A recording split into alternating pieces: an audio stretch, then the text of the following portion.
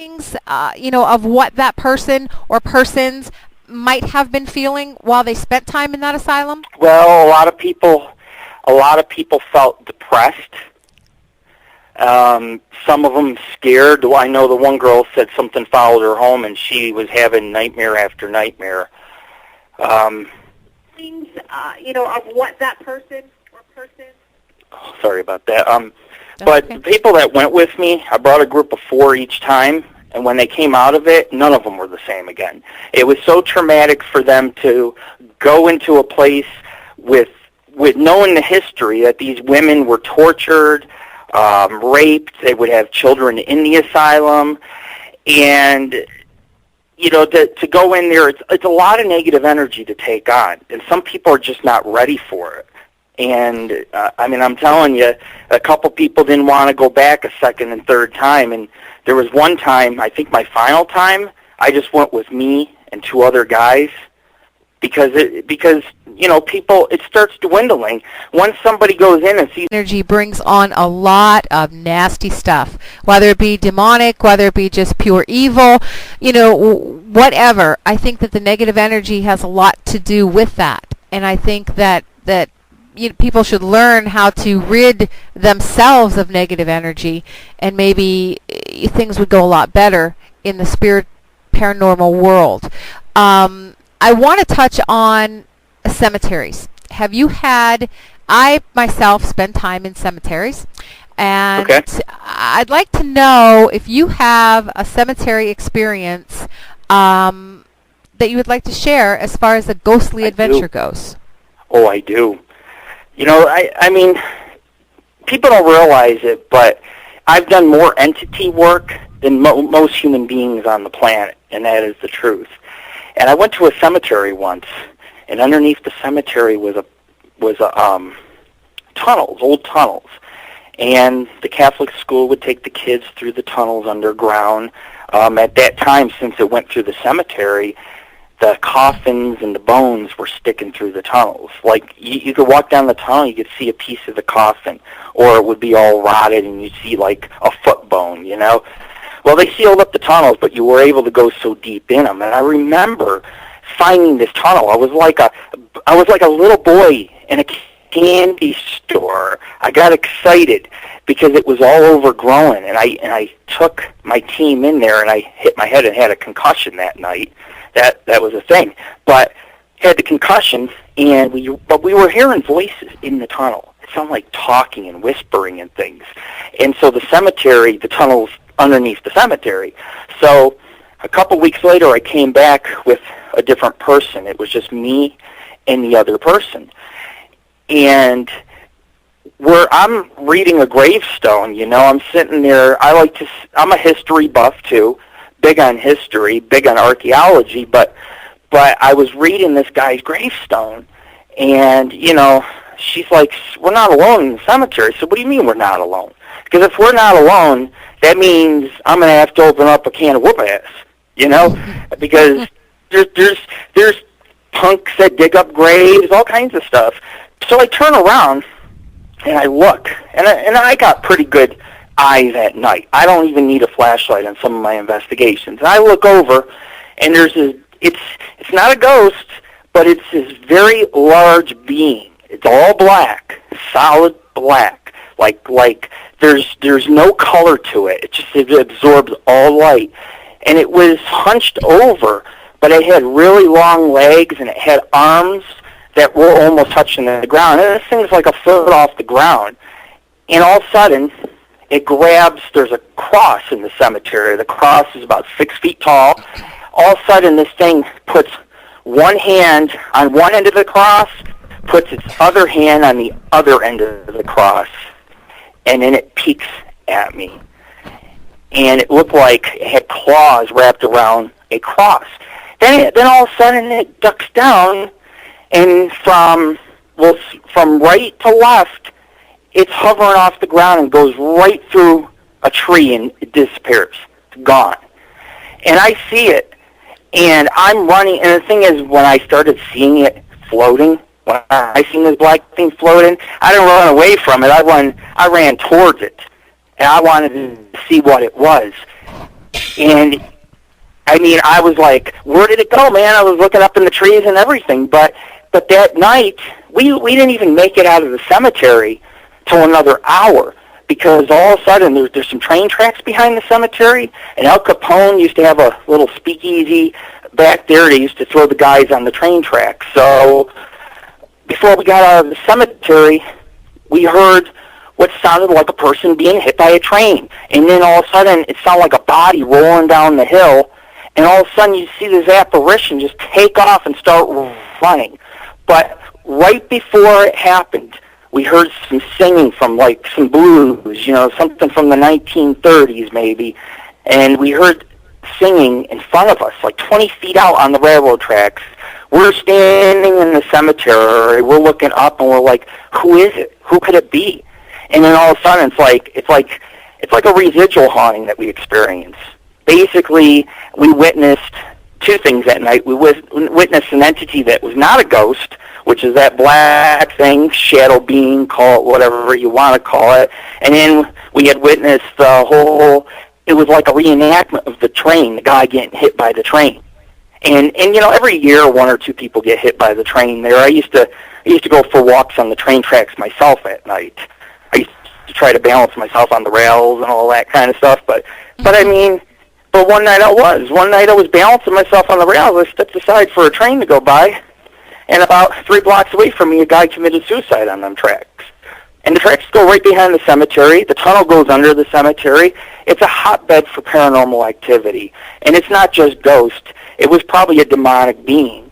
I mean, it had claws. It was bigger, larger than life. I mean, if you think I'm a big guy, you know, 6'2" and 200, it's at least 8 feet tall.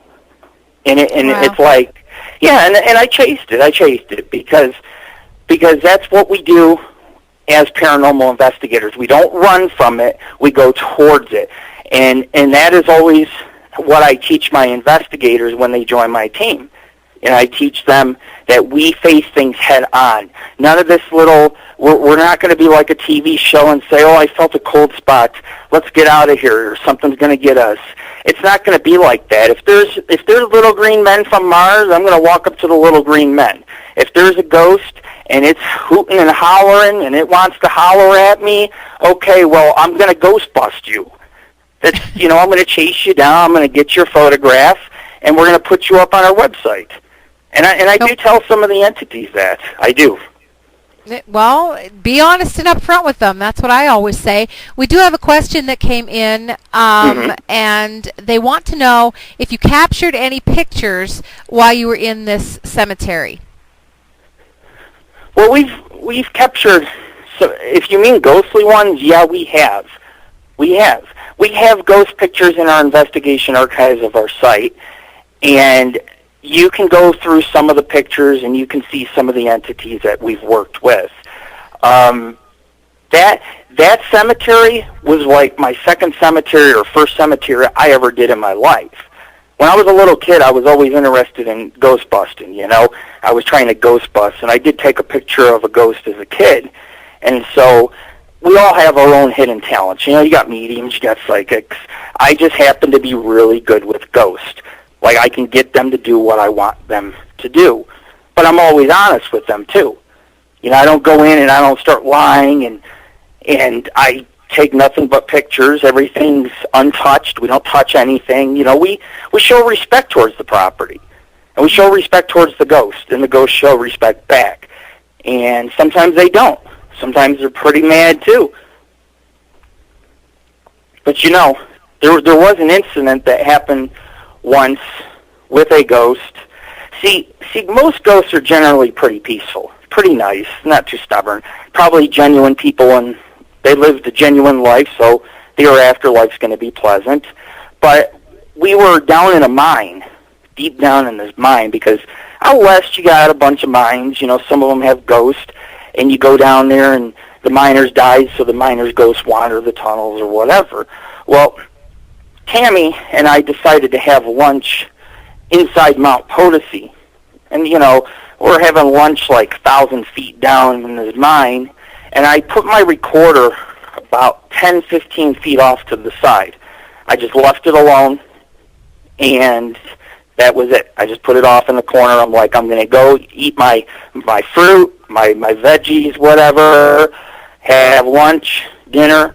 So I came back and checked the EVP recording, and I was listening to the report, like the recording, and Tammy's like, I got to go use the bathroom, I have to go to the bathroom. And so you hear her going to the bathroom, and then all of a sudden you hear this ghost of a man, not me, but of a man, and he's like, bitch. That's what he called her. He's like, when she wanted to use the bathroom, because the thing is that women were not allowed in the mines.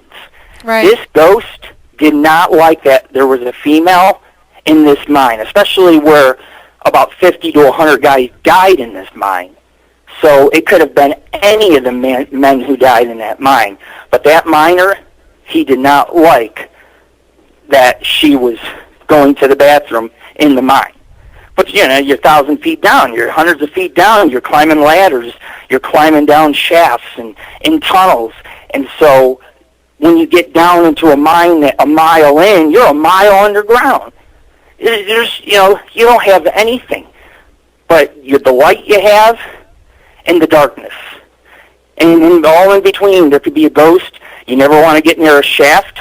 A ghost could accidentally push you down a mine shaft. Even if it's not a demonic entity, it's still a ghost. It can still show aggression. Yep. And I used to get on to my team's case all the time. I used to be like, they would stand, we would climb some abandoned building, and they would stand out in an open concrete window or a wall missing 3-4 stories up, and I'm like, you do realize that if an entity, by chance, just happens to just go past you, it has enough force just to bump your shoulder. All you need is a little bump, and pow, you're dead. Yep, and you're down. That's right. That's right. So I try not to do the heights thing. I do cliff climb and all that kind of stuff, but the thing is when it comes to going in haunted houses and old haunted mines, you always stay away from those type of hazards, because even though it may not be demonic, it could still have enough energy to push you out of anger because you're in its territory. Right. I mean, the ghost own the mine. It's there for the ghost. They're the ones occupying it, not us humans. And we go into their territory, and they might feel invaded. Other ones I'm might. sure they do. No? Yep, They're like sure human they do. beings. Just like humans. Just like humans. They have emotions, too. That's right. And, they perished in that mine. And I think that a lot of times they can't let go. They're reliving this over and over and over. And it just makes sense that you don't. You just be very careful on invading their territory. Right.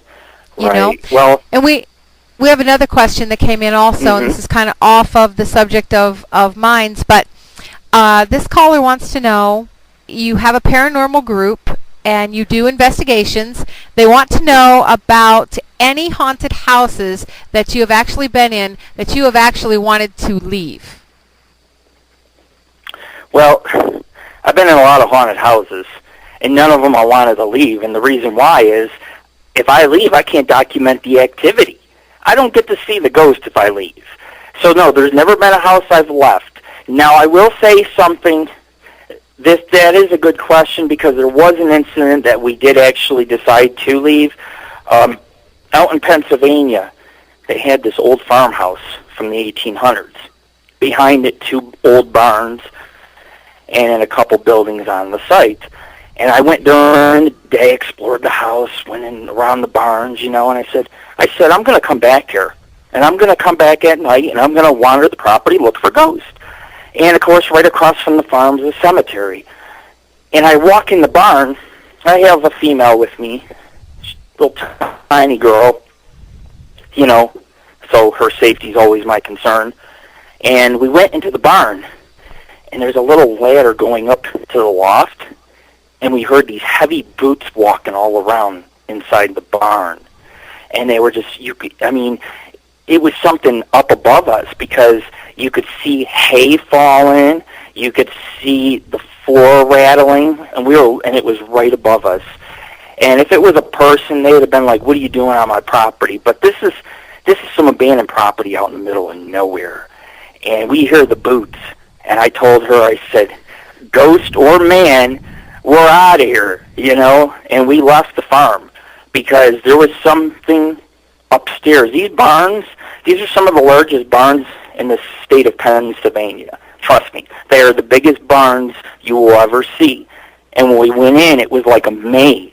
I mean, you could get lost in there, and we only made it in about 50 feet, started walking down a hall, and you could see there was a second story inside the barn. There was something up there, and it was stomping around, and it wasn't an animal. It sounded like big, heavy work boots. And I was like, man, I'd hate to encounter that thing. And what part of Pennsylvania? It's in the northwestern part. It's out in probably near the Alleghenies.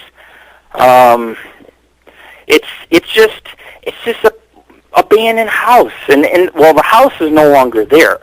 See, because a few weeks or a few months after I went in it, someone went and burned it down. All the places that I've been going to, somebody's been going and burning them down. Like I went to a ghost town, they burned down the ghost town 2 months later. I went to last year a historic school. 3 weeks later, someone burned it down. So it's people are not appreciating these sites, these places, and we put them on our site so that we can preserve them because we know someday they're not going to be there. And of course, I do cemeteries. People think ghosts don't haunt cemeteries, but I do cemeteries to also pay my respects.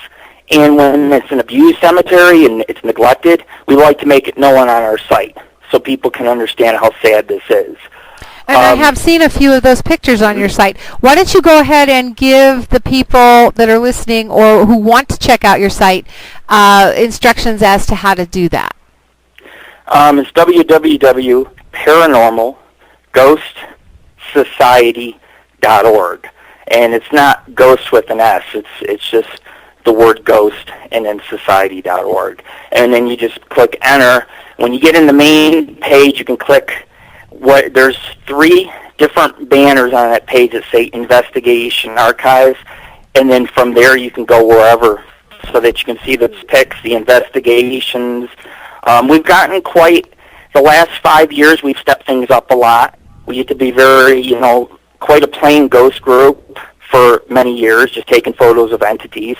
Now we take scientific readings and data, and we do all different kinds of things, like EVP sessions. It's been a busy month for me. I've done a lot of EVP sessions this month at about 6 or 7 locations so far. So, I mean, we're a very active group.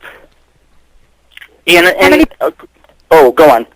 How many people are in your group? Well, if you're looking at my team is ran by either myself or my family. We did have we had about 4 people last year who were on our team. They weren't making the investigations. They weren't able to deal with what we do. I mean, they were scared of it. They dropped out. They quit. But it's a very family-orientated run website. Very small team. We have thousands, like our Facebook page. I just opened that in 2012, and every week we get 10,000 hits on that. And in our paranormal site, I mean, a lot of people have been visiting it for years, and some of those people are my friends. And that's why I do what I do. I do for my friends, because I know my friends want to hear these stories about places that I go. And there is another place that I went that's kind of really scary, but it's a cemetery out in the middle of Jamestown, New York, just outside of Jamestown. Jamestown's very old, by the way. And I know Jamestown very well, yes. Go ahead.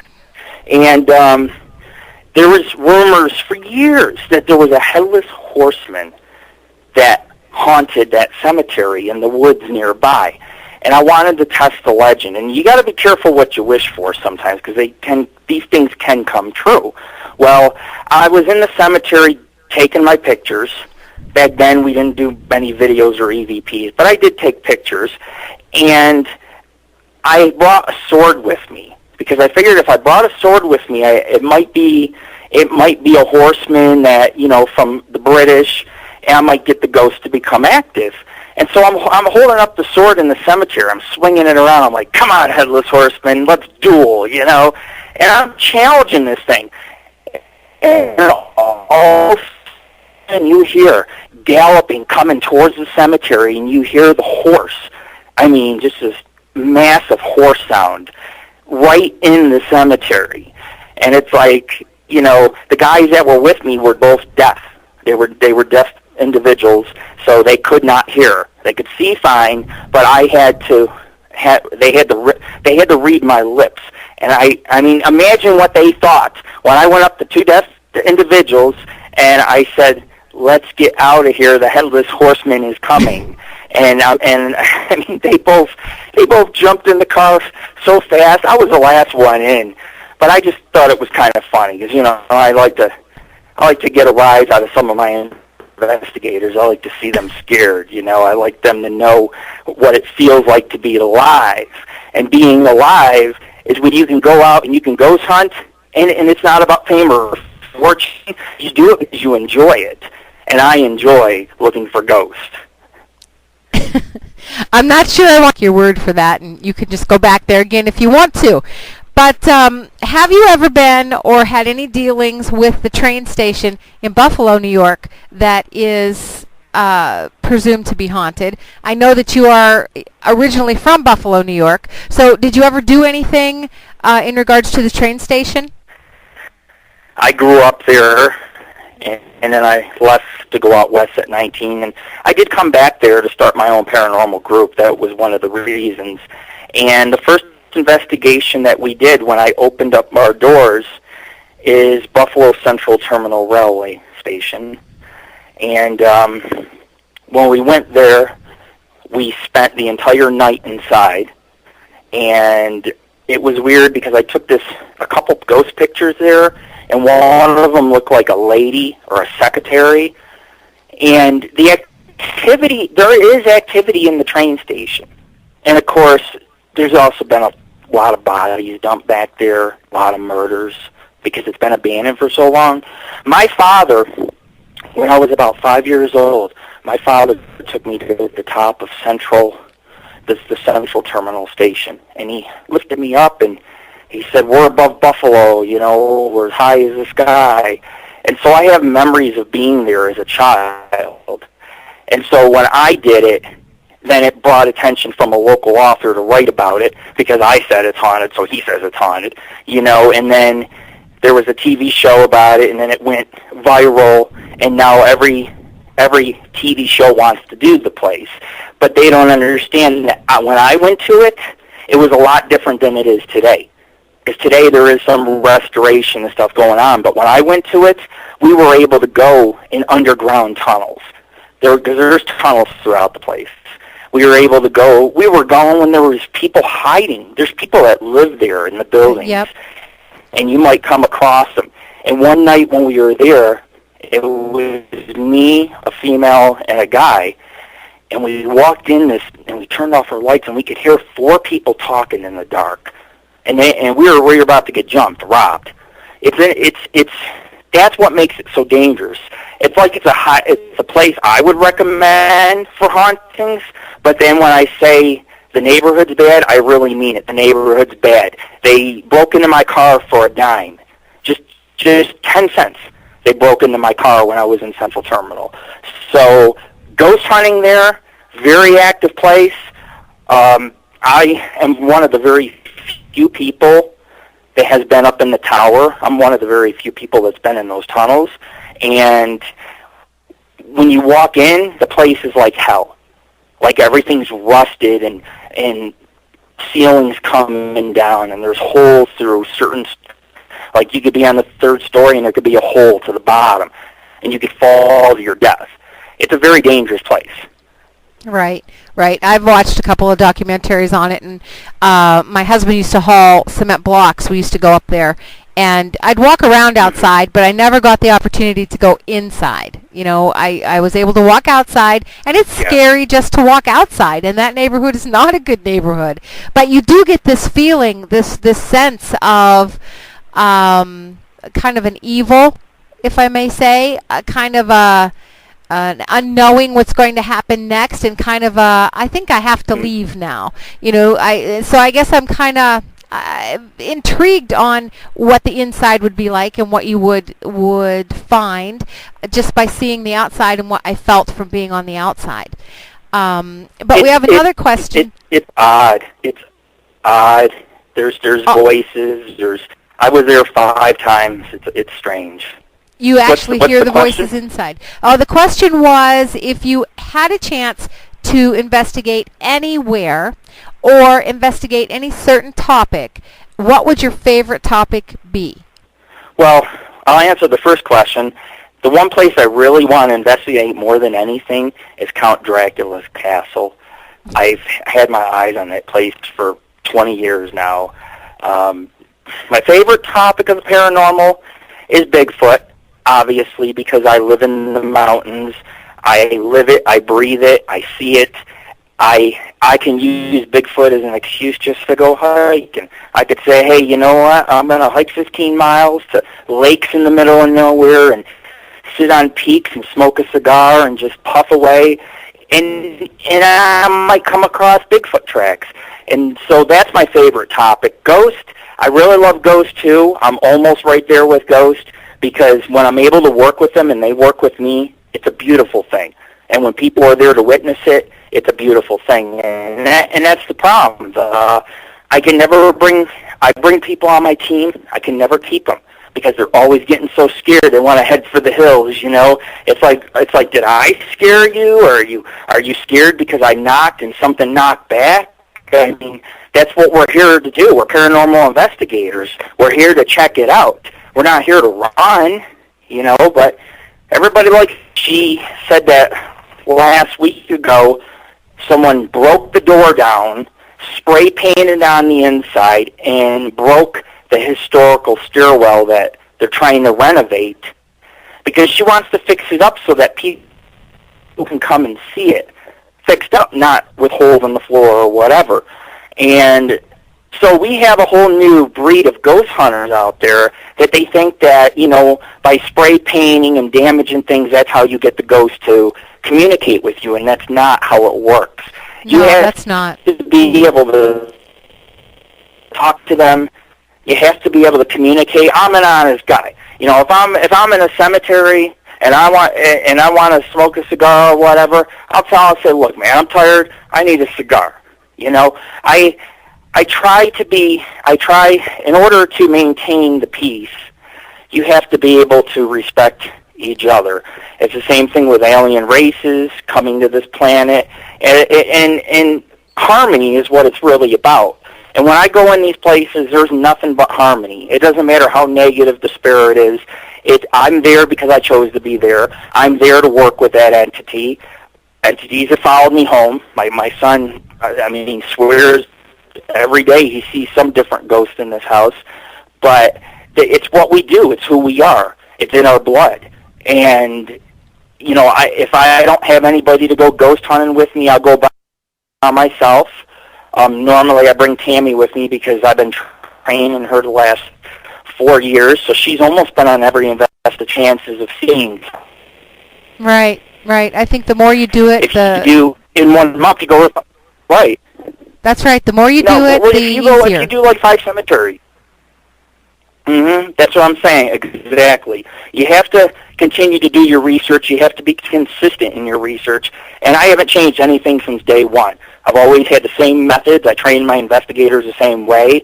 I'll put up an ad. I'll get 50 replies out here.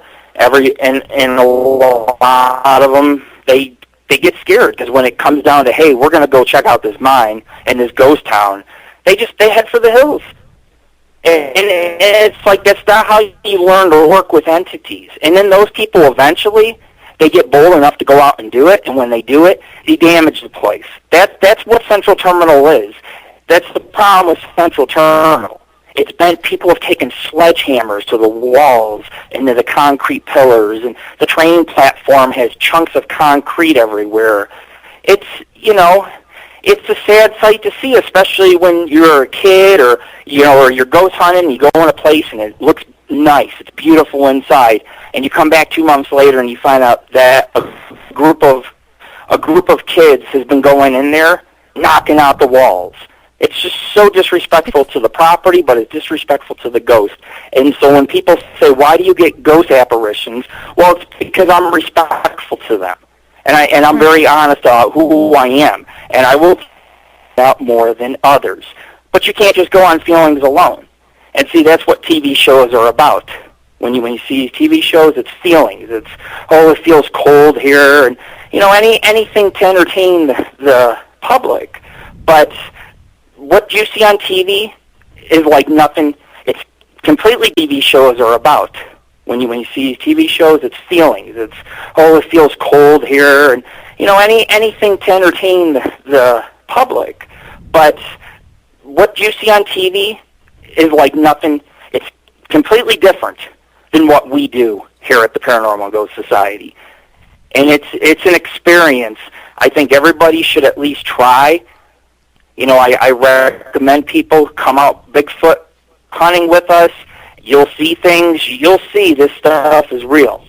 But you got to go out and you have to do it, and you cannot be scared of it. No, and a lot of people don't think that Bigfoot is paranormal. Gray in color. It's square. It's 3 stories. The third story is in an attic. Yeah, that's the Summit Mansion. And they want to restore it because they had restored a haunted inn up in Mount Morris, New York, and they turned around, sold that property, and are using that money to restore the Summit Mansion. And people are going in because it's Halloween, and they're damaging the property. And that makes me very angry because you don't ever want to be caught. I mean, if I go in an abandoned place and I see you damaging property, or I see you digging up graves, because I've seen people try to dig up graves, I mean, it's like you're going to be running for your life.